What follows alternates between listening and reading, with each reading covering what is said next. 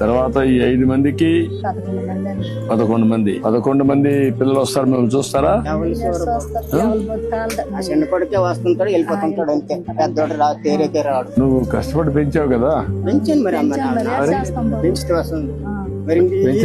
ఈ రైతులాడు పెంచి ఇంతలో ఎందుకు ఉండడం బాబు, నేను పెంచితే ఊరుకు తిరుక్కొని ఉంటాను. అది వాళ్ళు కూడా చేయాలి కదా. చేయలేదు కాదు, ఎప్పుడు అడిగితే ఏమంటారు? పెన్షన్ వస్తుంది కదా, రైస్ వస్తుంది కదా, అడిగితే మరి ఇద్దరు ప్యాన్ చాలు తేటి అంటాను. అంటే ఆ పెన్షన్ తో బతకాలంటారు. ఎక్కడ ఇల్లు, ఎక్కడ ఉంది జాగా?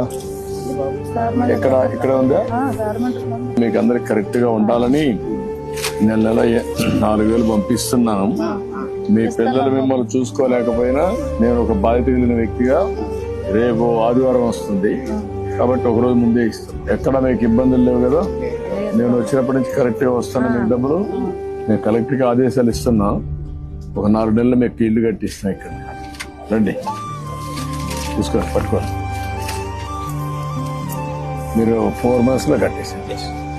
4 నెలలు ఇల్లు కట్టిస్తాను. ఇక్కడే ధైర్యంగా ఉండు.